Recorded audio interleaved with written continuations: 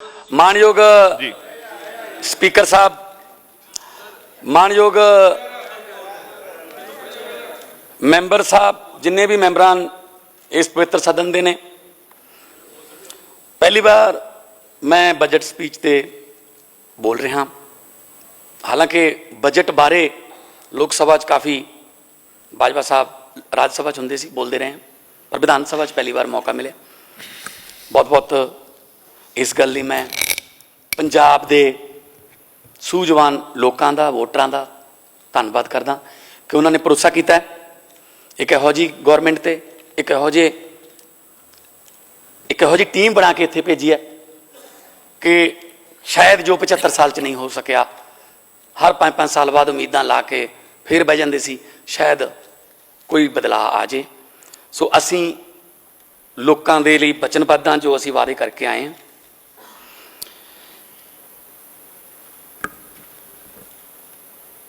पहली बार तो मैं बधाई देनी चाहूँगा फाइनेंस मिनिस्टर साहब नूं, जिन्होंने इन्ना शानदार लोक पक्षी लोगों का अपना बनाया होया बजट पेश किया है, जिहदे च कमी कड्ढण वास्ते भी शायद आपोजिशन वालियां नूं काफ़ी मत्था मारना पिया हो कि कोई तो देखो कुछ यार कुछ तो करी हो। क्योंकि असी हैल्थ एजुकेशन नूं बारे गारंटियां दित्तियां सी, असी हैल्थ एजुकेशन नूं उपर लेके जाना चाहुंदे हां। असी बिजली की गारंटी दित्ती सी, पैसे जिथों मर्जी लियाइए 300 यूनिट फ्री होणगे। असी इन्हां वांगू ये कहा नहीं कर देंगे, असी इन्हां वांगू ये नहीं कहा कि 36,000 काम है कीते पक्के। जो पता लग्या कहते राजपाल को फैल पई है, फिर लिखने की लोड़ सी? ऐ लिख देंदे बसां दे पिछे कि 36,000 की फैल राजपाल नूं भेजी ना, कीते पक्के। आजूगी आजूगी खैर साहब आजो, चुप चुप करके सुन लो हुण कृपा करके ना, हुण एक बार है ना थोड़ा सुनने दी हत्थ पाओ, गल गल ते इहदा पता करा लो, इहदा पता करा लो ना करो। सर तुसीं इदां किवें बोल सकदे हो जो मैं बोल रहा? मैं मानयोग खैरा साहब इस तरह नहीं इंटरप्ट नहीं होंगे। जी सीएम साहब, खैरा साहब इंटरप्ट नहीं करना, किसी ने भी मानयोग मुख्यमंत्री साहब को इंटरप्ट नहीं करना। ਅਸੀਂ ਲੋਕਾਂ ਲਈ ਵਚਨਬੱਧ ਹਾਂ। ਕਿਹਦਾ ਰਾਈਟ ਹੈ जो कुछ भी चेयर की इजाजत तो बिना किया गया रिकॉर्ड ना किया जाए। पता ਸਾਨੂੰ ਕਿਹਦਾ ਰਾਈਟ ਹੈ, ਕਿਹਦੀ ਡਿਊਟੀ ਹੈ? ਸਾਨੂੰ ਇੱਥੇ ਰਾਈਟ ਨਾ ਸਮਝਾਉਣ। ਕਹਿੰਦੇ ਪੰਜਾਬੀ ਨਹੀਂ ਆਉਂਦੀ। ਜਿਹੜੇ ਬੰਦੇ ਇੱਕ ਗੱਲ ਨੋਟ ਕਰ ਲਿਓ, ਅੱਜ ਸਪੀਕਰ ਸਾਹਿਬ ਮੈਂ ਸਾਰੇ ਹਾਊਸ ਨੂੰ ਦੱਸਣਾ ਚਾਹੁੰਦਾ, ਜਿਹੜੇ ਆਪਣੇ ਭਾਸ਼ਣ ਦੇ ਵਿੱਚ ਹਰ ਤੀਜੀ ਗੱਲ ਅੰਗਰੇਜ਼ੀ 'ਚ ਬੋਲਦੇ ਨੇ,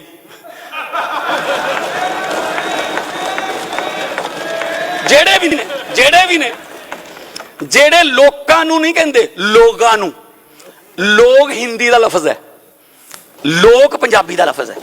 ਸ਼ਾਇਦ ਅੱਜ ਤੋਂ ਬਾਅਦ ਬਦਲ ਜਾਣ। ਲੋਕਾਂ ਨੇ ਕਿਹਾ ਪੰਜਾਬੀ ਦੀ ਗੱਲ ਕਰਦੇ ਸਾਡੇ ਨਾਲ ਪੜ੍ਹ ਕੇ ਸਨਾਵਰਾਂ 'ਚ, ਪੜ੍ਹ ਕੇ ਦੂਨਾਂ 'ਚ, ਤੇ ਸਾਡੇ ਸਰਕਾਰੀਆਂ ਨੂੰ ਸਾਨੂੰ ਤੁਸੀਂ ਪੰਜਾਬੀ ਸਿਖਾਓਗੇ?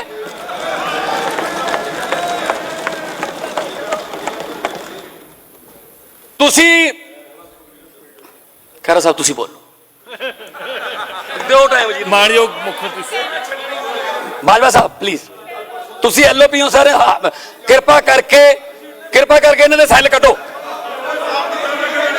ਸੀਟ ਤੇ ਬੈਠੋ। सर सीट ते बैठो। खैरा साहब अपनी सीट ते जाओ प्लीज। सारे मैंबर साहबान नूं बेनती है अपनी अपनी सीट ते जाण, अपनी सीट ते जाण। ठीक है जी।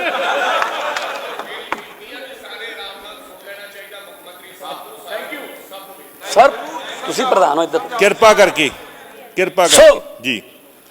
कहते फलाने नूं तुसी राज सभा च भेजता, ਉਹਨੂੰ ਪੰਜਾਬੀ ਨਹੀਂ ਆਉਂਦੀ। ਮੈਨੂੰ ਇਹ ਦੱਸ ਦਿਓ, ਅੰਬਿਕਾ ਸੋਨੀ ਦੇ 10ਵੀਂ ਚੋਂ ਪੰਜਾਬੀ 'ਚ ਕਿੰਨੇ ਨੰਬਰ ਆਏ ਸੀ? ਤੁਸੀਂ ਦਿੱਲੀ ਵਾਲਿਆਂ ਨੂੰ ਮੱਕ ਨੂੰ ਲਿਆ ਕੇ ਹਰਿਆਣੇ ਵਾੜਤਾ, ਹਰਾ ਲਿਆ। ਹਰਿਆਣੇ ਵਾਲਿਆਂ ਨੂੰ ਰਾਜਸਥਾਨ ਲੈ ਗਏ, ਯੂਪੀ ਵਾਲਿਆਂ ਨੂੰ, ਛੱਤੀਸਗੜ੍ਹ ਵਾਲਿਆਂ ਨੂੰ, ਬਿਹਾਰ ਵਾਲਿਆਂ ਨੂੰ ਮਹਾਰਾਸ਼ਟਰ ਲੈ ਗਏ। ਮਨਮੋਹਨ ਸਿੰਘ ਜੀ ਪਹਿਲਾਂ ਅਸਾਮ ਤੋਂ ਰਹੇ, ਉਹ ਤੋਂ ਬਾਅਦ ਅਗਲੀ ਟਰਨ ਵਾਸਤੇ ਇੱਕ ਵਧੀਆ ਮੌਕਾ ਸੀ ਕਿ ਇੱਥੋਂ ਪੰਜਾਬ ਤੋਂ ਹੁੰਦੇ, ਨਹੀਂ ਫਿਰ ਉਹ ਰਾਜਸਥਾਨ 'ਚ ਗਏ। मतलब ਇਹ ਕਿਹੜੀਆਂ ਗੱਲਾਂ ਨੇ ਕਿ ਆਇਆ ਕਿਉਂ ਨਹੀਂ ਜੀ, ਆਇਆ ਕਿਉਂ ਨਹੀਂ? ਅਸੀਂ ਕਿਸੇ ਨੂੰ ਪੁੱਛ ਕੇ ਅਸੀਂ ਇੰਨਾ ਕੁ ਕਹਿ ਸਕਦੇ ਹਾਂ ਕਿ ਜਿਹੜੇ ਸਾਡੇ 7 ਮੈਂਬਰ ਰਾਜ ਸਭਾ 'ਚ ਗਏ ਨੇ ਸਰ, 7 'ਚੋਂ ਕੋਈ ਵੀ ਲੋਕਾਂ ਨੇ ਨਕਾਰਿਆ ਨਹੀਂ ਹੋਇਆ, ਹਾਰਿਆ ਨਹੀਂ ਹੋਇਆ ਕੋਈ। ਇਸ ਤੋਂ ਪਹਿਲਾਂ ਰਾਘਵ ਚੱਡਾ ਨੇ ਅਸਤੀਫਾ ਦਿੱਤਾ ਜੀ। ਨਹੀਂ ਉਹ ਫੇਰ ਉੱਥੇ ਲੱਗ ਗਿਆ ਕਿ ਲੱਗ ਗਿਆ ਯਾਰ। ਸਰ ਅੰਬਿਕਾ ਸੋਨੀ ਹਾਰੀ ਹੋਈ, ਇੰਟਰਪਟ ਨਾ ਕਰੋ ਸਰ ਭੂੰਦੜ ਸਾਹਿਬ ਹਾਰੇ ਹੋਏ, ਢੀਂਡਸਾ ਸਾਹਿਬ ਹਾਰੇ ਹੋਏ, ਸਰਪੰਚੀ ਹਾਰੇ ਹੋਏ ਵੀ ਨੇ ਲੋਕ ਇੱਥੇ। ਪੋਲਿੰਗ ਏਜੰਟ ਬਣ ਕੇ ਸਰਪੰਚੀ ਹਾਰਦੇ ਲੋਕ ਇੱਥੇ। ਸੋ ਨਾ ਛੇੜੋ, ਬੋਲ ਲੈਣ ਦੋ, ਬੋਲ ਲੈਣ। ਚਲੋ ਆਓ ਜੀ। ਬਾਜਵਾ ਸਾਹਿਬ ਮੇਰੀ ਹੱਥ ਬਣ ਕੇ ਬੇਨਤੀ ਹੈ, ਮੈਂ ਮਾਨਯੋਗ ਮੈਂਬਰ ਸਭਾ ਨੂੰ ਬੇਨਤੀ ਕਰਦਾ ਵੀ ਆਨਰੇਬਲ ਸੀਐਮ ਸਾਹਿਬ ਬੋਲ ਰਹੇ ਆ, ਇਹਨਾਂ ਨੂੰ ਇੰਟਰਪਟ ਨਾ ਕੀਤਾ ਜਾਵੇ। ਸੀਐਮ ਸਾਹਿਬ ਰਨਿੰਗ ਕਮੈਂਟਰੀ ਕਰਨ ਦੀ ਜ਼ਰੂਰਤ ਹੁੰਦੀ ਹੈ ਸਰ ਮੈਨੂੰ ਚੇਅਰ ਨੂੰ ਐਡਰੈਸ ਕਰੋ ਜੀ, ਚੇਅਰ ਨੂੰ ਜੀ। ਸਰ ਰਨਿੰਗ ਕਮੈਂਟਰੀ ਕਰ ਰਹੇ ਹੋ ਨਾਲ ਸਰ ਰਨਿੰਗ ਕਮੈਂਟਰੀ ਨਾ ਕੀਤੀ ਜਾਵੇ, ਕਿਰਪਾ ਕਰਕੇ ਰਨਿੰਗ ਕਮੈਂਟਰੀ ਨਾ ਕੀਤੀ ਜਾਵੇ। ਬਾਹਰ ਮੀਡੀਆ ਵੇਟ ਕਰੀ ਜਾਂਦਾ, ਤੁਸੀਂ ਜਾਓ ਉੱਥੇ ਬੋਲੋ। ਜੋ ਵੀ ਚੇਅਰ ਦੀ ਆਗਿਆ ਤੋਂ ਬਿਨਾਂ ਕਿਹਾ ਗਿਆ ਹੈ ਉਹ ਰਿਕਾਰਡ ਨਾ ਕੀਤਾ ਜਾਵੇ ਜੀ। ਸੋ ਸਰ ਪੰਜਾਬੀ ਮਾਂ ਬੋਲੀ ਲਈ ਪੰਜਾਬੀ ਯੂਨੀਵਰਸਿਟੀ ਬਣੀ ਸੀ, ਪੰਜਾਬੀ ਮਾਂ ਬੋਲੀ ਦੇ ਪ੍ਰਸਾਰ ਲਈ। ਤੇ ਮੈਂ ਜਦੋਂ ਯੂਨੀਵਰਸਿਟੀ 'ਚ ਗਿਆ, ਕਿਉਂਕਿ ਮੈਂ ਵੀ ਉਸੇ ਯੂਨੀਵਰਸਿਟੀ ਦੇ ਅੰਡਰ ਕਾਲਜ ਸੁਨਾਮ ਸ਼ਹੀਦ ਊਧਮ ਸਿੰਘ ਗਵਰਨਮੈਂਟ ਕਾਲਜ ਸੁਨਾਮ ਦੇ ਅੰਡਰ ਮੈਂ ਯੂਥ ਫੈਸਟੀਵਲਾਂ 'ਚ ਮੈਂ ਯੂਨੀਵਰਸਿਟੀ 'ਚ ਬਹੁਤ ਜਾਂਦਾ ਰਿਹਾ। ਬੜੇ ਕਮਾਲ ਦੀ ਯੂਨੀਵਰਸਿਟੀ ਔਰ ਬੜੇ ਬੜੇ ਕਲਾਕਾਰ ਪੰਜਾਬੀ ਯੂਨੀਵਰਸਿਟੀ ਨੇ ਪੈਦਾ ਕੀਤੇ। ਗੁਰਦਾਸ ਮਾਨ ਸਾਹਿਬ, ਬੜੇ ਬੜੇ ਹੋਰ ਰਾਈਟਰ, ਬੜੇ ਬੜੇ ਜਿਹੜੇ ਥੀਏਟਰ ਵਾਲੇ, ਬੜੇ ਬੜੇ ਆਰਟਿਸਟ ਪੰਜਾਬੀ ਯੂਨੀਵਰਸਿਟੀ ਨੇ ਪੈਦਾ ਕੀਤੇ। ਪਰ ਹਾਲਾਤ ਇਹ ਹੋ ਗਏ ਕਿ ਕਰਜ਼ੇ ਹੇਠ ਹੈ। ਅਨਾਉਂਸ ਕਰ ਦਿੰਦੇ ਸੀ, ਮਿਲਦਾ ਕੁਛ ਹੈ ਨਹੀਂ ਸੀ।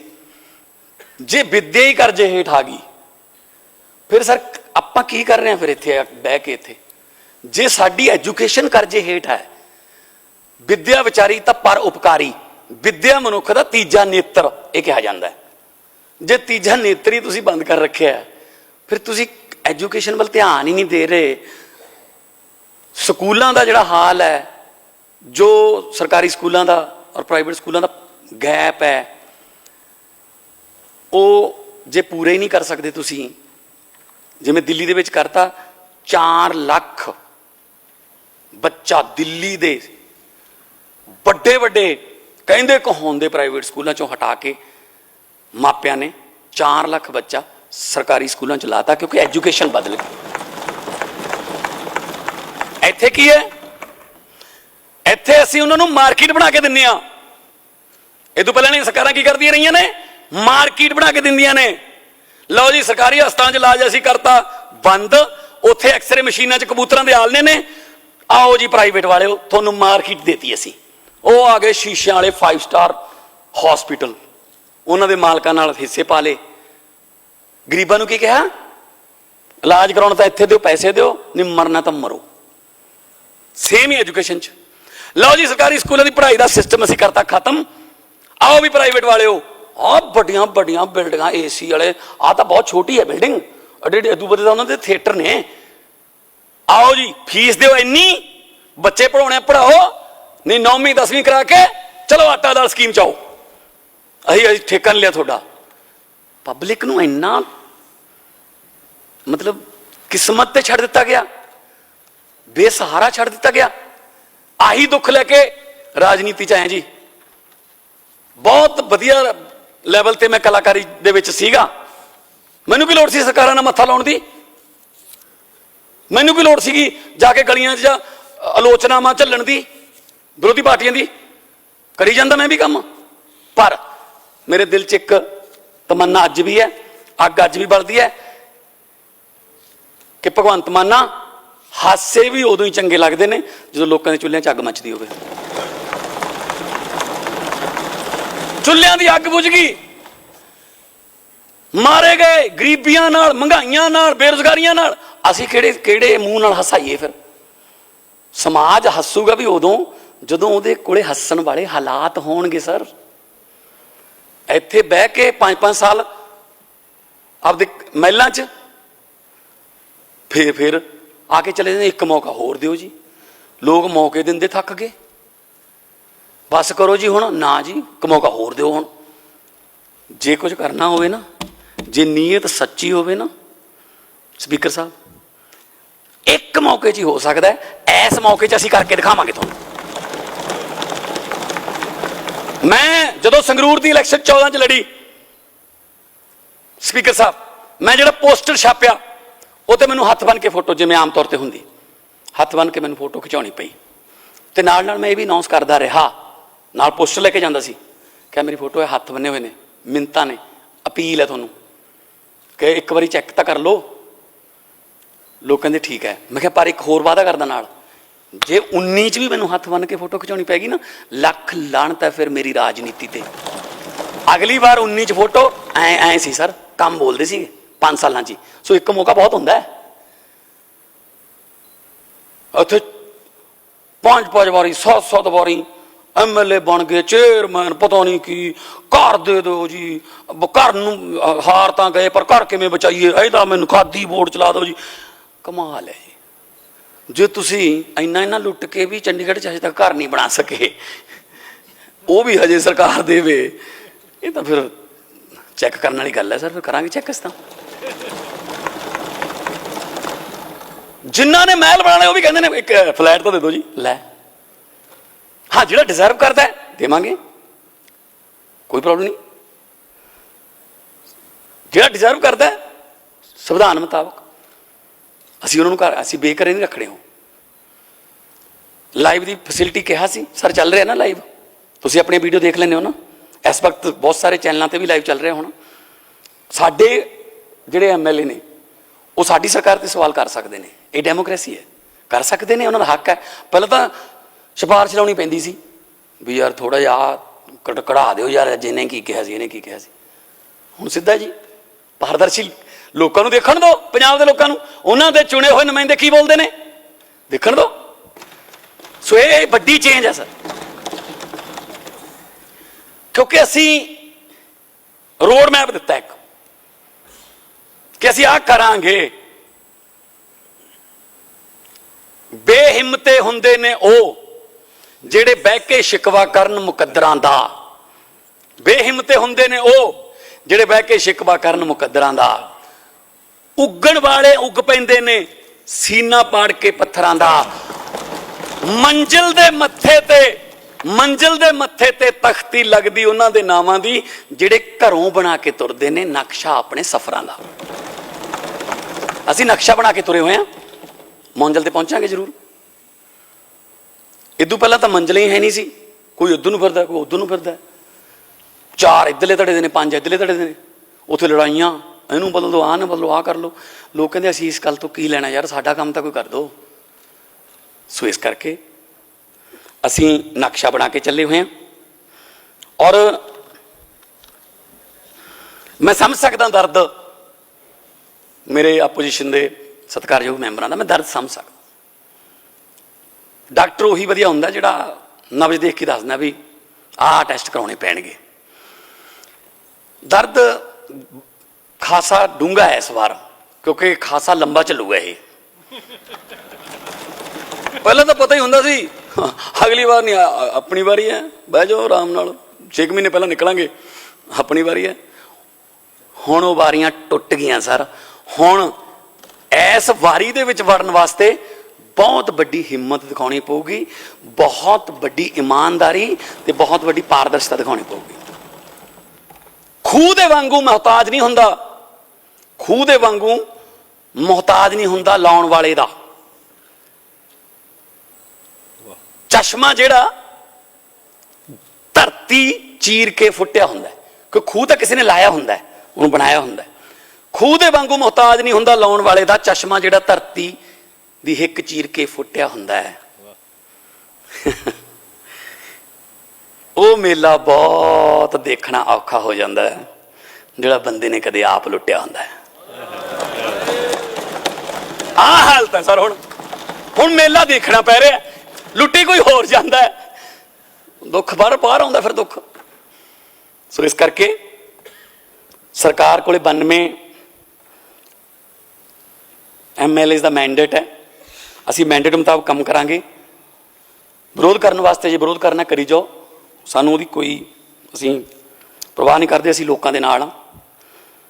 ਔਰ ਸਾਰੇ ਪੁਆਇੰਟਸ ਜਿਹੜੇ ਨੇ ਅਮਨ ਜੀ ਨੇ ਸਾਡੇ ਬੁਲਾਰਿਆਂ ਨੇ ਸਾਰਿਆਂ ਨੇ FM ਸਾਹਮਣੇ ਸਾਰੇ ਦੱਸਤੇ ਨੇ ਕਿ ਕਿੰਨਾ ਕਿੰਨਾ। ਮੈਂ ਜ਼ਿਆਦਾ ਡਿਟੇਲ 'ਚ ਨਹੀਂ ਜਾਊਂਗਾ। ਹਾਂ, ਮੈਂ 2 ਸ਼ੇਰ ਸੁਣਾਤੇ। ਇੱਥੋਂ ਮੈਨੂੰ ਯਾਦ ਆ ਗਿਆ, ਇਦੋਂ ਪਹਿਲਾਂ 5 ਸਾਲ ਬਜਟ ਘੱਟ ਹੁੰਦਾ ਸੀ, ਮੁਸ਼ਾਇਰਾ ਜ਼ਿਆਦਾ ਹੁੰਦਾ ਸੀ। ਸੋ ਸਾਡੇ ਤਾਂ FM ਨੇ ਸਿਰਫ ਇੱਕ ਸ਼ੇਰ ਬੋਲਿਆ ਆਪਣੀ ਸਾਰੀ ਸਪੀਚ 2 ਘੰਟਿਆਂ ਦੀ 'ਚ। ਸੋ ਹੈ ਜੀ, ਹਾਂ ਜੀ, ਤੁਹਾਡੇ ਵੀ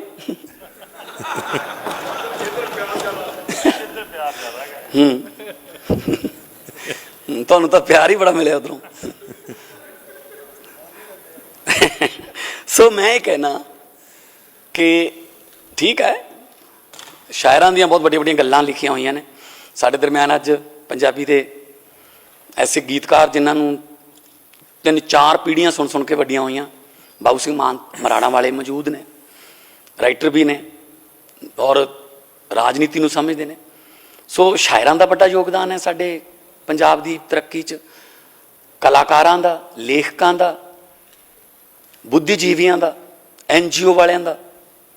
ਸੋ ਪੰਜਾਬ ਨੂੰ ਜੇ ਪੰਜਾਬ ਬਣਾਉਣਾ ਤਾਂ ਸਾਰਿਆਂ ਨੂੰ ਰਲ ਕੇ ਦੁਬਾਰਾ ਮੁੜ ਕੇ ਸਿਰ ਜੋੜ ਕੇ ਬੈਠਣਾ ਪਊਗਾ। ਮੈਂ ਤਾਂ ਜਿੱਥੋਂ ਵੀ ਮੈਨੂੰ ਸਲਾਹ ਮਿਲਦੀ ਹੈ ਮੈਂ ਲੈ ਲੈਂਦਾ। ਮੈਂ ਨਹੀਂ ਕਹਿੰਦਾ ਕਿ ਮੈਂ ਹੁਣ ਮੁੱਖ ਮੰਤਰੀ ਬਣ ਗਿਆ ਤੇ ਮੈਨੂੰ ਹੁਣ ਦੱਸਿਓ ਨਾ, ਬਸ ਮੈਂ ਹੀ ਦੱਸੂਗਾ ਤੁਹਾਨੂੰ। ਨੋ, ਸਿਖਿਆਰਥੀ ਬਣੋ, ਵਿਦਿਆਰਥੀ ਰਹੋ। ਕੀ ਪਤਾ ਛੋਟਾ ਜਿਹਾ ਬੱਚਾ ਇੱਕ ਕੋਈ ਕੰਮ ਦੀ ਗੱਲ ਦੱਸ ਜੇ। ਸੋ ਮੈਂ ਆਪੋਜੀਸ਼ਨ ਦੇ ਜਿੰਨੇ ਵੀ ਲੀਡਰ ਸਾਹਿਬਾਨ ਬੋਲੇ, ਕਮੀਆਂ ਵੀ ਦੱਸੀਆਂ ਉਹਨਾਂ ਨੇ। ਵਧੀਆ ਮਿੱਤਰ ਉਹੀ ਹੁੰਦਾ ਜੋ ਕਮੀ ਦੱਸੇ, ਪਰ ਜਿਹੜਾ ਕੱਲੀਆਂ ਕਮੀਆਂ ਦੱਸੇ ਫਿਰ ਉਹ ਮਿੱਤਰ ਨਹੀਂ ਹੁੰਦਾ। ਥੋੜ੍ਹਾ ਜਿਹਾ ਅਪਰੀਸ਼ੀਏਟ ਵੀ ਕਰਨਾ ਚਾਹੀਦਾ, ਯਾਰ ਆਹ ਤਾਂ ਠੀਕ ਹੈ ਪਰ ਇਹ 'ਚੋਂ ਆਹ ਠੀਕ ਨਹੀਂ। ਸੋ ਅਸੀਂ ਉਹ ਕੱਲੇ ਮੈਂਬਰ ਦੇ ਗ੍ਰੀਵੈਂਸਿਸ ਦਾ ਜਵਾਬ ਵੀ ਦਿੱਤਾ ਹੈ। ਔਰ ਮਾਲੀਆ ਵਧਾਉਣਾ ਹੈ, ਕਰਜ਼ਾ ਘਟਾਉਣਾ ਹੈ। ਦੇਖੋ, ਜੇ ਤੁਹਾਡਾ ਬੇਟਾ ਤੁਹਾਡੇ ਤੋਂ ਮੋਟਰਸਾਈਕਲ ਮੰਗਦਾ, ਜੇ ਤਾਂ ਤੁਸੀਂ ਹੈਗੇ ਹੋ ਕਪੈਸਿਟੀ 'ਚ ਵੀ ਲਾਣੇਦਾਰ ਹੋ ਤੁਸੀਂ, ਕਬੀਲਦਾਰ ਹੋ, ਤੇ ਹੈਗੀ ਹੈ ਮੋਟਰਸਾਈਕਲ ਲੈਣ ਦੀ ਕਪੈਸਿਟੀ, ਤਾਂ ਲੈ ਦਿਓਗੇ, ਉਹਦਾ ਸ਼ੌਕ ਪੂਰਾ ਹੋ ਜਾਊਗਾ। ਪਰ ਜੇ ਕਰਜ਼ਾ ਲੈ ਕੇ ਮੋਟਰਸਾਈਕਲ ਲੈ ਕੇ ਦਿਓਗੇ, ਸਮਝ ਲਓ ਘਰ ਬਰਬਾਦੀ ਵੱਲ ਤੋਰ ਲਿਆ ਤੁਸੀਂ। ਇਹੀ ਕਰਦੇ ਰਹੇ ਨੇ ਪਿਛਲੀਆਂ ਸਰਕਾਰਾਂ ਵਾਲੇ, ਕਰਜ਼ਾ ਲੈ ਕੇ ਅਸੀਂ ਕਰਜ਼ਾ ਨਹੀਂ ਲੈਣਾ, ਅਸੀਂ ਇੱਥੋਂ ਹੀ ਆਪਦੇ ਸਰੋਤਾਂ ਨੂੰ ਹੀ ਠੀਕ ਕਰਾਂਗੇ। 3400 ਕਰੋੜ ਰੁਪਇਆ ਸਾਡਾ ਐਕਸਾਈਜ਼ 'ਚੋਂ ਆਊਗਾ, ਮਾਈਨਿੰਗ 'ਚੋਂ ਆਊਗਾ, ਹੋਰ ਲੀਕੇਜ ਬੰਦ ਹੋਊਗੀ, ਤੇ GST 'ਚੋਂ ਅਸੀਂ ਅੱਜ ਨਿਰਮਲਾ ਸੀਤਾਰਮਨ ਜੀ ਉੱਥੇ ਆਏ ਹੋਏ ਸੀ, ਮੈਂ ਵੀ ਗਿਆ ਸੀ ਉੱਥੇ। ਸੋ ਬਹੁਤ ਸਾਰਾ ਪੈਸਾ ਅਸੀਂ ਲਿਆਵਾਂਗੇ ਤੇ ਉਹੀ ਪੈਸਾ ਲੋਕਾਂ ਤੇ ਲਾਵਾਂਗੇ। ਇਸ ਕਰਕੇ ਇਹ ਗੱਲ ਪੁੱਛਣ ਦੀ ਆਦਤ ਛੱਡ ਦੇਣੀ ਚਾਹੀਦੀ ਹੈ ਹੁਣ ਵਿਰੋਧੀ ਪਾਰਟੀਆਂ ਨੂੰ ਕਿ ਪੈਸਾ ਕਿੱਥੋਂ ਲਿਆਓਗੇ, ਪੈਸਾ ਕਿੱਥੋਂ ਲਿਆਓਗੇ। ਕਾਫੀ ਪੈਸਾ ਤਾਂ ਇਹਨਾਂ 'ਚੋਂ ਹੀ ਆਊਗਾ, ਕਾਫੀ ਪੈਸਾ ਪਿਆ ਇਹਨਾਂ ਕੋਲ, ਆਊਗਾ। ਲੱਗੇ ਹੋਏ ਆ, ਕਾਗਜ਼ ਕੱਢਣ ਲੱਗੇ ਹੋਏ ਆ। ਜਦੋਂ ਅਸੀਂ ਕੋਈ ਪਤਾ ਲੱਗਦਾ, ਪਹਿਲੀ ਗੱਲ ਤਾਂ ਇਹ, ਅਸੀਂ ਕਿਸੇ ਦਾ ਨਾਂ ਨਹੀਂ ਲਿਆ, ਲੈ 2-3 ਐਵੇਂ ਹਾਈ ਕੋਰਟ ਜਾ ਵੜੇ, ਕਹਿੰਦੇ ਸਾਨੂੰ ਫੜਨ ਤੋਂ ਪਹਿਲਾਂ 7 ਦਿਨ ਪਹਿਲਾਂ ਦੱਸਿਓ ਜੀ। ਲੈ, ਉਹਨਾਂ ਸਾਨੂੰ ਯਾਦ ਕਰਾਤਾ, ਅੱਛਾ ਇਹਨੂੰ ਫੜੋ ਫਿਰ ਯਾਰ, ਇਹ ਕੀ ਕਰਦਾ, ਕੀ ਰਿਹਾ ਹੈ। ਸੋ ਚੋਰ ਦੇ ਦਿਲ 'ਚ ਪਾਲਾ ਹੁੰਦਾ ਜੀ। ਪਹਿਲਾਂ ਹੀ ਜਾ ਕੇ ਹਾਈ ਕੋਰਟ ਨੂੰ ਕਹਿ ਦਿੰਦੇ ਨੇ, ਹਾਈ ਕੋਰਟ ਕਹਿੰਦੀ ਤੈਨੂੰ ਕਿਹਨੇ ਫੜਿਆ, ਕਿਹੜੀ FIR ਦੱਸ, ਲਿਆ ਦੱਸ। ਸੋ ਇਸ ਕਰਕੇ ਉਹ ਗੱਲ ਸੀਗੀ ਕਿ ਇੱਕ ਘਰ ਦੇ ਵਿੱਚ ਚੋਰੀ ਹੋ ਗਈ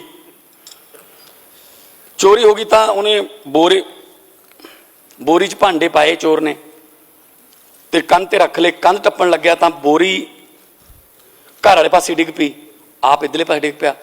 ਭੱਜ ਗਿਆ, ਰੌਲਾ ਪੈ ਗਿਆ, ਸਵੇਰ ਨੂੰ ਇਕੱਠ ਹੋ ਗਿਆ ਪੰਚਾਇਤ ਦਾ। ਤਾਂ ਕੋਈ ਕਹਿੰਦੇ ਕਿਵੇਂ ਕੀਤੀ ਹੋ ਚੋਰੀ, ਕਿਵੇਂ? ਹੁਣ ਜਿਹੜਾ ਚੋਰ ਸੀ ਉਹ ਵੀ ਉੱਥੇ ਆ ਗਿਆ ਇਕੱਠ 'ਚ। ਉਹ ਕਹਿੰਦਾ ਮੈਂ ਦੱਸਦਾ ਕਿਵੇਂ ਕੀਤੀ ਹੋ ਚੋਰੀ। ਕਹਿੰਦਾ ਪਹਿਲਾਂ ਤਾਂ ਉਹਨੇ ਬੋਰੀ ਵਿਛਾਈ ਹੋਊ ਇੱਥੇ, ਉਦੋਂ ਬਾਅਦ ਉਹਨੇ ਭਾਂਡੇ ਪਾਏ ਹੋਣੇ ਵਿੱਚ, ਪਹਿਲਾਂ ਥਾਲ ਪਾਏ ਹੋਣੇ, ਫਿਰ ਪਤੀਲੇ, ਕਾਕਾ ਭਾਂਡੇ ਪਾ ਕੇ ਨਾ ਬੋਰੀ ਬੰਨ ਲਈ ਹੋਣੀ। ਅੱਛਾ, ਬੋਰੀ ਬੰਨ ਕੇ ਕਹਿੰਦਾ ਉਹਨੇ ਚੱਕ ਲਈ ਹੋਣੀ ਮੋਢੇ ਤੇ। ਅੱਛਾ, ਫਿਰ ਉਹਨੇ ਕੰਧ ਤੇ ਧਰਤੀ ਹੋਣੀ।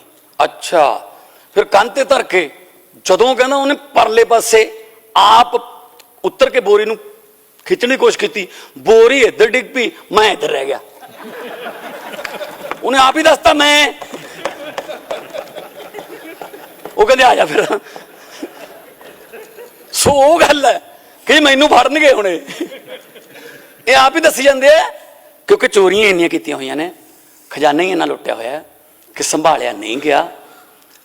ਜਿਵੇਂ ਪਹਿਲਾਂ ਵੀ ਕਿਹਾ ਗਿਆ, ਕੋਈ ਬਿਊਰੋਕਰੇਟ ਹੋਵੇ, ਕੋਈ ਪੋਲੀਟੀਕਲ ਰਸੂਖਦਾਰ ਬੰਦਾ ਹੋਵੇ, ਸਾਬਕਾ ਹੋਵੇ, ਮੌਜੂਦਾ ਹੋਵੇ, ਸਾਡਾ ਹੋਵੇ, ਉਧਰੋਂ ਹੋਵੇ। ਅੱਜ ਮਹਾਰਾਜਾ ਰਣਜੀਤ ਸਿੰਘ ਜੀ ਦੀ ਬਰਸੀ ਹੈ। ਅੱਜ ਦੇ ਦਿਨ ਮੈਂ ਹਾਊਸ ਨੂੰ ਇਹ ਕਹਿ ਰਿਹਾ, ਹਾਂ ਵੋਟਾਂ ਬਹੁਤ ਲਈਆਂ ਗਈਆਂ, ਮਹਾਰਾਜਾ ਰਣਜੀਤ ਸਿੰਘ ਵਰਗਾ ਰਾਜ ਦੇਵਾਂਗੇ। ਤੇ ਮਹਾਰਾਜਾ ਰਣਜੀਤ ਸਿੰਘ ਦਾ ਰਾਜ ਕੀ ਸੀ? ਮਹਾਰਾਜਾ ਰਣਜੀਤ ਸਿੰਘ ਜੀ ਭੇਸ ਬਦਲ ਕੇ ਲੋਕਾਂ ਦੇ ਘਰ ਜਾ ਕੇ ਕੰਨ ਲਾ ਕੇ ਸੁਣਦੇ ਸੀ ਗੱਲਾਂ ਕਿ ਮੇਰੀ ਪਰਜਾ ਕਿਤੇ ਮੇਰੇ ਤੋਂ ਬਾਅਦ ਦੁਖੀ ਤਾਂ ਨਹੀਂ, ਕਿਹੜੀ ਗੱਲੋਂ ਦੁਖੀ ਹੈ, ਮੈਂ ਉਹ ਹੱਲ ਕਰਦਾ। ਉਹ ਵੀ ਰਹੇ ਆ ਮਹਾਰਾਜਾ ਰਣਜੀਤ ਸਿੰਘ ਦਾ ਰਾਜ ਦੇਣ ਵਾਲੇ, ਉਹ ਵੀ ਕੰਧਾਂ ਕੋਲੇ ਕੰਨ ਲਾ ਕੇ ਸੁਣਦੇ ਰਹੇ। ਪਰ ਇਹ ਸੁਣਦੇ ਰਹੇ ਕਿਸੇ ਦੇ ਘਰੇ ਕੋਈ 4 ਰੁਪਏ 5 ਰੁਪਏ ਰਹੇ ਤਾਂ ਨਹੀਂ, ਕਿਸੇ ਦੇ ਘਰੇ ਨਸ਼ਾ ਕਨੀਓ ਕੋਈ ਸਮੈਕ ਭੇਜਣ ਕਨੀਓ ਕੋਈ ਘਰ ਬਚ ਤਾਂ ਨਹੀਂ ਗਿਆ। ਅੱਜ ਮਹਾਰਾਜਾ ਰਣਜੀਤ ਸਿੰਘ ਜੀ ਦੀ ਬਰਸੀ ਹੈ, ਜਿਨ੍ਹਾਂ ਦੇ ਰਾਜ ਬਾਰੇ ਕਿਹਾ ਜਾਂਦਾ ਸੀ ਕਿ ਜੇ ਕੁੱਤੇ ਦੇ ਗਲ 'ਚ ਕੈਂਠਾ ਪਾ ਦੋਗੇ ਸੋਨੇ ਦਾ, ਸਵੇਰ ਨੂੰ ਉਸੇ ਕੁੱਤੇ ਦੇ ਗਲੋਂ ਕੈਂਠਾ ਮਿਲਦਾ ਸੀਗਾ। ਸਾਰਾ ਆਹ ਰਾਜ ਸੀ ਉਹਨਾਂ ਦਾ। ਸੋ ਅਸੀਂ ਅੱਜ ਮਹਾਰਾਜਾ ਰਣਜੀਤ ਸਿੰਘ ਦੀ ਬਰਸੀ 'ਤੇ ਇਹ ਪਵਿੱਤਰ ਹਾਊਸ ਨੂੰ ਮੈਂ ਕਹਿਣਾ ਚਾਹੁੰਦਾ ਕਿ ਅਸੀਂ ਉਹਨਾਂ ਵਰਗਾ ਨਹੀਂ ਰਾਜ ਦੇ ਸਕਦੇ। ਉਹ ਤਾਂ ਬਹੁਤ ਵੱਡੇ ਜਰਨੈਲ ਸੀ ਜੀ, ਕਿੱਡੀਆਂ ਕਿੱਡੀਆਂ ਲੜਾਈਆਂ ਉਹਨਾਂ ਨੇ ਲੜੀਆਂ। ਪਰ ਹਾਂ, ਉਹਨਾਂ ਦੇ ਕਦਮਾਂ 'ਤੇ ਚੱਲਾਂਗੇ, ਚਾਹੇ ਸਾਡਾ ਚਾਹੇ ਕਿੰਨਾ, ਜਿਹੜਾ ਮਰਜ਼ੀ ਹੈ, ਜਿਹੜਾ ਵੀ ਰਸੂਖਦਾਰ ਹੈ, ਕੋਈ ਫਰਮਾਇਸ਼ ਹੋ, ਅਸੀਂ ਨਹੀਂ ਮੰਨਣੀ, ਕਾਰਵਾਈ ਹੋਊਗੀ। ਇਹਦਾ ਮਤਲਬ ਇਹ ਨਹੀਂ ਹੈਗਾ, ਇਹਦਾ ਮਤਲਬ ਇਹ ਨਹੀਂ ਹੈਗਾ ਕਿਸੇ ਵੱਡੀ ਸੱਤਾਧਾਰੀ ਪਾਰਟੀ ਸ਼ਾਮਲ ਹੋ ਕੇ ਤੁਸੀਂ ਬਚ ਜਾਓਗੇ, ਹੈ ਨਾ? ਉਹਦੇ ਨਾਲ ਕੀ ਸੰਬੰਧ ਹੈ ਜੀ? ਉਹ ਤੁਹਾਡਾ ਆਪਣਾ ਨਿੱਜੀ ਫੈਸਲਾ। ਉਧਰੋਂ ਵੀ ਆਉਣਗੇ ਇੱਧਰ ਨੂੰ, ਜੇਲ੍ਹਾਂ ਵਾਲੇ ਪਾਸੇ ਨੂੰ। ਔਰ ਵਧੀਆ ਗੱਲ ਕਹੀ, ਬਾਜਵਾ ਸਾਹਿਬ ਬਹੁਤ ਸੀਨੀਅਰ ਨੇ ਔਰ ਦੂਰ ਦ੍ਰਿਸ਼ਟੀ ਵਾਲੇ ਬੰਦੇ ਨੇ। ਇਹਨਾਂ ਨੂੰ ਪਤਾ ਹੈ ਕਿ ਸਾਡੇ ਵਾਲਿਆਂ ਦਾ ਹਾਲ ਕੀ ਹੈ। ਇਸ ਕਰਕੇ ਕਹਿ ਰਹੇ ਨੇ ਕਿ ਜੇਲ੍ਹਾਂ ਠੀਕ ਕਰ ਦੋ, ਜੇਲ੍ਹਾਂ ਠੀਕ ਕਰ ਦੋ, ਬਸ ਜਾਣਾ ਸਾਡੇ ਵਾਲੇ ਨਹੀਂ ਉੱਥੇ। ਹਾਂ ਨਹੀਂ, ਬਹੁਤ ਪ੍ਰੋਪਰ ਮਿਲੂਗਾ ਤੁਹਾਨੂੰ, ਰੋਟੀ ਦਾ, ਦਾਲ ਦੂਲ ਦਾ ਸਭ, ਕੋਈ ਪ੍ਰੋਬਲਮ ਨਹੀਂ ਹੋਣੀ। ਪਰ ਘੱਟੋ ਘੱਟ ਪੰਜਾਬ ਦੇ ਲੋਕਾਂ ਦਾ ਇੱਕ ਪੈਸੇ ਦਾ ਹਿਸਾਬ ਲਿਆ ਜਾਊਗਾ, ਪੰਜਾਬ ਦੇ ਲੋਕਾਂ ਦੇ ਲੁੱਟੇ ਹੋਏ ਇੱਕ ਪੈਸੇ ਦਾ ਹਿਸਾਬ ਲਿਆ ਜਾਊਗਾ, ਵਿਆਜ ਲਿਆ ਜਾਊਗਾ। ਤੇ ਜਿਹੜੀ ਵੀ ਬੇਨਾਮੀ ਪ੍ਰਾਪਰਟੀ, ਪਹਾੜਾਂ ਦੇ ਪਹਾੜ ਖਰੀਦੀ ਬੈਠੇ ਆ, ਸਾਰੀ ਲੋਕਾਂ ਦੇ ਸਾਹਮਣੇ ਪੇਸ਼ ਕਰਾਂਗੇ, ਚਾਹੇ ਫੋਰੈਸਟ ਡਿਪਾਰਟਮੈਂਟ ਦੀ ਹੈ, ਚਾਹੇ ਪੰਚਾਇਤ ਡਿਪਾਰਟਮੈਂਟ ਦੀ ਹੈ, ਜਿਹੜੇ ਮਰਜ਼ੀ ਡਿਪਾਰਟਮੈਂਟ ਦੀ ਹੈ। ਗਰੀਬਾਂ ਨੂੰ ਤੰਗ ਨਹੀਂ ਕਰਾਂਗੇ ਸਰ। ਜਿਹੜੇ ਗਰੀਬ SC BC ਜਿਹੜੇ ਗਰੀਬ ਰਹਿੰਦੇ ਨੇ ਕਈ ਸਾਲਾਂ ਤੋਂ, ਅਸੀਂ ਆਬਾਦੀ ਨੂੰ ਜਾਂ ਆਬਾਦਕਾਰਾਂ ਨੂੰ ਬਿਲਕੁਲ ਤੰਗ ਨਹੀਂ ਕਰਾਂਗੇ। ਕੁਛ ਮੇਰੇ ਕੋਲ ਕੱਲ ਫੋਨ ਵੀ ਆਏ ਬਜਟ ਬਾਰੇ ਕਿ ਜੀ ਮਹਿਲਾਵਾਂ ਨੂੰ ਜਿਹੜਾ 1000 ਰੁਪਏ ਦਾ ਵਾਅਦਾ ਕੀਤਾ ਉਹ ਕਦੋਂ ਪੂਰਾ ਕਰ। ਮੈਂ ਅੱਜ ਹਾਊਸ ਦੇ ਵਿੱਚ ਦੱਸਣਾ ਚਾਹੁੰਦਾ ਕਿ ਮੈਂ ਸੋਰਸਸ ਇਕੱਠੇ ਕਰ ਰਹੇ ਹਾਂ, ਡਾਟਾ ਬਣ ਗਿਆ ਸਾਰਾ, ਕਿੰਨੇ ਪੈਸੇ ਨੇ। ਤੇ ਜਦੋਂ ਸੋਰਸਸ ਸਾਡੇ ਕੰਪਲੀਟ ਹੋ ਗਏ, ਸਭ ਤੋਂ ਅਗਲੀ ਗਰੰਟੀ ਜਿਹੜੀ ਹੈ, ਚਾਹੇ ਉਹ 2 ਮਹੀਨੇ ਨੂੰ ਹੋ ਜਾਏ, 4 ਮਹੀਨੇ ਨੂੰ ਹੋ ਜਾਏ, ਸਭ ਤੋਂ ਅਗਲੀ ਜਿਹੜੀ ਸਟੈਪ ਹੋਊਗਾ ਸਾਡਾ, ਉਹ ਮਹਿਲਾਵਾਂ ਨੂੰ 1000 ਰੁਪਏ ਦੇਣ ਵਾਲਾ ਹੋਊਗਾ। ਕਿਉਂਕਿ ਬਾਕੀ ਜਿਹੜੀਆਂ ਗਵਰਨਮੈਂਟ ਵੱਲ ਅਸੀਂ ਵਧੇ ਹਾਂ, ਲਰਨਿੰਗ ਲਾਇਸੈਂਸ ਪੋਰਟਲ ਤੇ ਬਣ ਜਾਣਗੇ।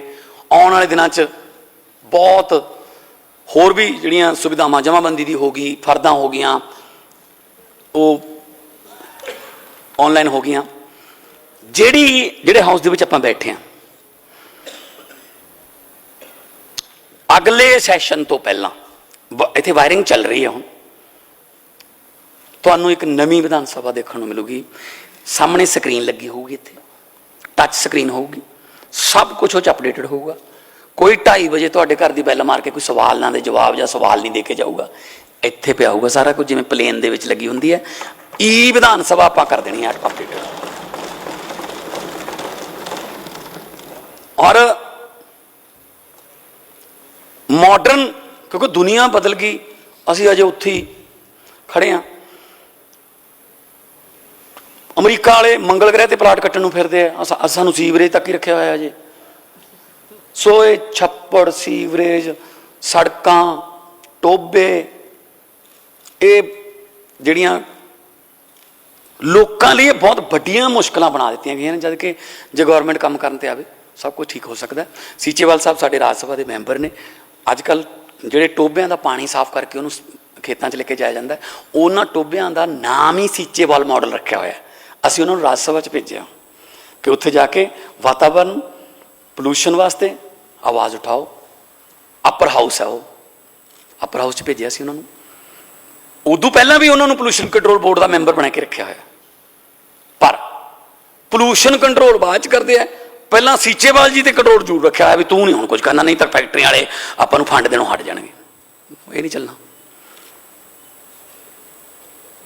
ਹਾਰਡ ਡਿਸੀਜਨ ਲੈਣੇ ਪੈਣਗੇ, ਲਵਾਂਗੇ, ਪਰ ਵਾਤਾਵਰਨ ਲਈ, ਪੰਜਾਬ ਦੇ ਪਾਣੀ ਲਈ, ਪੰਜਾਬ ਦੀ ਧਰਤੀ ਲਈ, ਪੰਜਾਬ ਦੀ ਹਵਾ ਲਈ ਅਸੀਂ ਕੋਈ ਸਮਝੌਤਾ ਨਹੀਂ ਕਰਾਂਗੇ। ਤੁਹਾਨੂੰ ਦੇਖੋ, ਸਿਰਫ ਬਾਜਵਾ ਸਾਹਿਬ ਜਦੋਂ ਆਪਣਾ ਲੋਕਡਾਊਨ ਲੱਗਿਆ, ਲਗਭਗ 24 ਮਾਰਚ ਸੀ, ਹਾਊਸ ਚੱਲ ਰਿਹਾ ਸੀ, ਉਸ ਵੇਲੇ ਲੋਕਡਾਊਨ ਦਾ ਐਲਾਨ ਹੋ ਗਿਆ ਸੀ। 10 ਦਿਨ ਮੈਂ ਵੀ ਦਿੱਲੀ ਰਿਹਾ, ਕਿਉਂਕਿ ਬਿਲਕੁਲ ਹੀ ਬਹੁਤ ਹੀ ਜ਼ਿਆਦਾ ਸਟ੍ਰਿਕਟ ਲੋਕਡਾਊਨ ਹੋ ਗਿਆ ਸੀਗਾ, ਕਿ ਬਾਰਡਰ ਹੀ ਨਹੀਂ ਕ੍ਰੋਸ ਕਰ ਸਕਦੇ। ਮੈਂ 10 ਦਿਨਾਂ ਬਾਅਦ ਪੰਜਾਬ ਆਇਆ। 11-12 ਦਿਨਾਂ ਬਾਅਦ ਦੇਖੋ, ਜਦੋਂ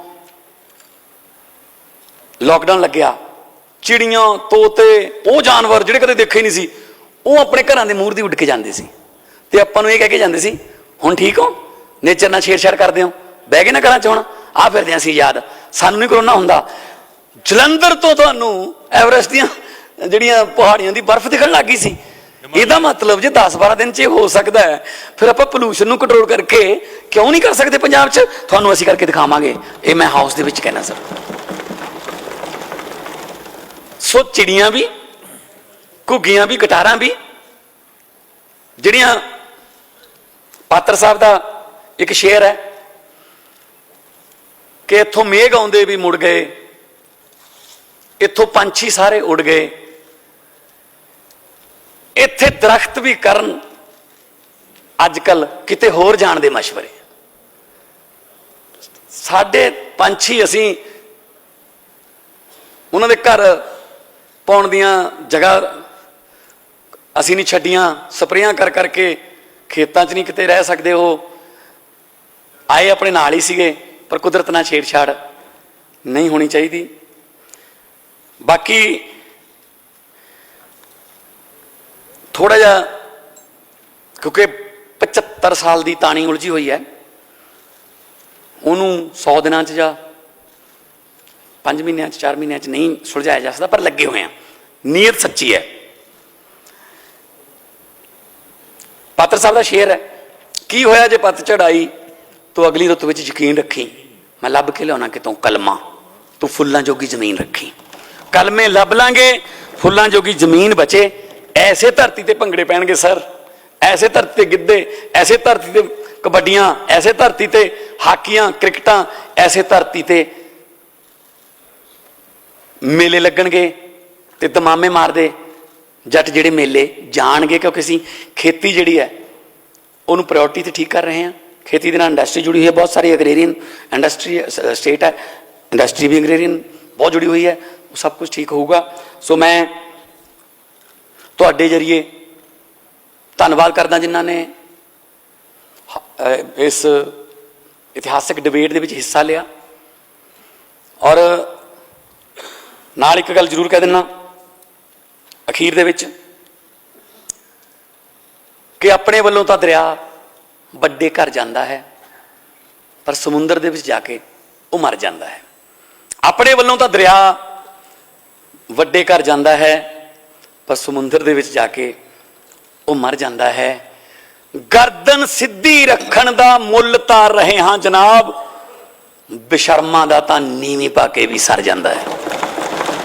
ਸੋ ਮੈਂ ਤਜਵੀਜ਼ ਕਰਦਾ ਕਿ ਬਜਟ ਜਿਹੜਾ ਉਹ ਲੋਕ ਪੱਖੀ ਹੈ ਤੇ ਸਾਡੀ ਸਰਕਾਰ ਲੋਕਾਂ ਨਾਲ ਜਿਹੜੇ ਵਾਅਦੇ ਕੀਤੇ ਨੇ ਉਹਨਾਂ ਨੂੰ ਪੂਰੇ ਕਰਨ ਲਈ ਵਚਨਬੱਧ ਹੈ।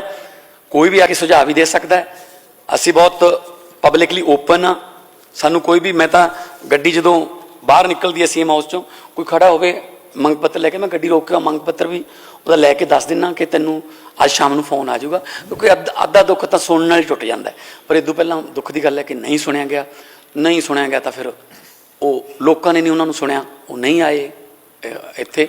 ਤੇ ਬਾਕੀ ਮੈਂ ਬਹੁਤ ਬਹੁਤ ਤੁਹਾਡਾ ਵੀ ਧੰਨਵਾਦ ਕਰਦਾ, ਤੁਸੀਂ ਲੰਬਾ ਸਮਾਂ ਡਿਬੇਟ ਕਰਵਾਈ ਔਰ ਹਰ ਇੱਕ ਪੱਖ ਨੂੰ, ਹਰ ਇੱਕ ਪਾਰਟੀ ਨੂੰ ਮੌਕਾ ਦਿੱਤਾ। ਮੈਂ BSP, ਮੈਂ ਅਕਾਲੀ ਦਲ, ਮੈਂ ਕਾਂਗਰਸ, ਆਜ਼ਾਦ ਉਮੀਦਵਾਰ ਨੇ BJP, ਮੈਂ ਸਾਰਿਆਂ ਦਾ ਬਹੁਤ ਬਹੁਤ ਧੰਨਵਾਦ ਕਰਦਾ ਕਿ ਤੁਸੀਂ ਲੋਕਤੰਤਰ ਨੂੰ, ਜੇ ਤੁਸੀਂ ਨਾ ਹੁਣ ਦੇਖੋ ਫਸਟ ਆਉਣ ਵਾਲੇ 'ਚ ਸਭ ਤੋਂ ਵੱਡਾ ਯੋਗਦਾਨ, ਮੈਂ ਕਹਿੰਦਾ ਹੁਣ ਅਕਸਰ ਕਿ ਫਸਟ ਆਉਣ ਵਾਲੇ ਨੂੰ ਹੰਕਾਰ ਨਹੀਂ ਕਰਨਾ ਚਾਹੀਦਾ। ਫਸਟ ਆਉਣ ਵਾਲੇ 'ਚ ਸਭ ਤੋਂ ਵੱਡਾ ਯੋਗਦਾਨ ਸੈਕਿੰਡ ਤੇ ਥਰਡ ਵਾਲੇ ਦਾ ਹੁੰਦਾ, ਜੇ ਉਹ ਨਾ ਹੁੰਦੇ ਮੁਕਾਬਲੇ ਨਹੀਂ ਹੋਣਾ ਸੀ। ਸੋ ਇਸ ਕਰਕੇ ਸੈਕਿੰਡ ਤੇ ਥਰਡ ਵਾਲਿਆਂ ਦੇ ਮੈਂ ਬਹੁਤ ਬਹੁਤ ਧੰਨਵਾਦ ਕਰਦਾ ਤੇ ਪੰਜਾਬ ਦੇ ਲੋਕਾਂ ਦਾ ਇਸ ਗੱਲੋਂ ਧੰਨਵਾਦ ਕਰਦਾ ਕਿ ਸਾਨੂੰ ਉਹਨਾਂ ਨੇ ਫਸਟ ਕੀਤੇ। ਬਹੁਤ ਬਹੁਤ ਧੰਨਵਾਦ ਸਰ। ਬਹੁਤ ਧੰਨਵਾਦ।